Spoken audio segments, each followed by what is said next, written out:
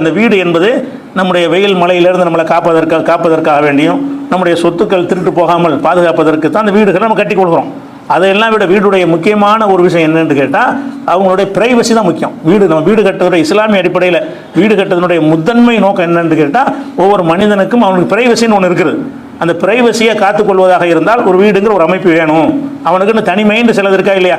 அவன் தனிமையாக இருக்கிற நேரத்தில் அந்த தனிமையை மற்றவர்கள் பார்த்து விடக்கூடாது.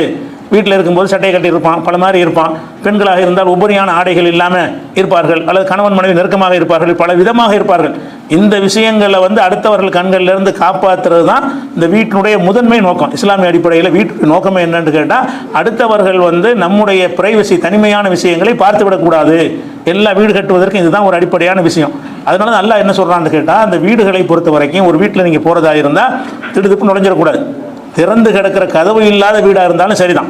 வீடுகள் நுழையிறதா இருந்தால் நீங்கள் பர்மிஷன் வாங்காமல் போகக்கூடாது என்று அல்லாஹ் குர்ஆனில் கட்டளையிடுறான். எப்படி?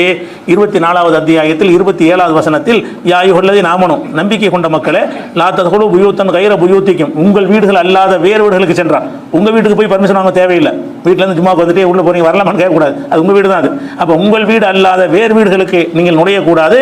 ஹத்தா தஸ்தஅனிஸூ வ துஸல்லிமூ அலா அஹ்லிஹா, அனுமதி கேட்டு சலாம் சொல்லாமல் அஸ்ஸலாமு அலைக்கும் வரலாமா என்று கேட்காமல் நீங்கள் உள்ளே நுழையக்கூடாது. தாலிக்கும் ஹைருல் லக்கும், இதுதான் உங்களுக்கு சிறந்தது. லஅல்லக்கும் ததக்கரும், நீங்கள் படிப்பினை பெற வேண்டும் என்று அல்லாஹ் சொல்லி காட்டுறான்.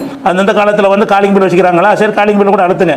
அதை அழுத்தி கூட அங்கேருந்து உங்களுக்கு ஓப்பன் பண்ணால் தான் நீங்கள் போகணுமே தவிர உங்களுக்கு அழைப்பு இல்லைன்னு சொன்னால் போகவே கூடாது.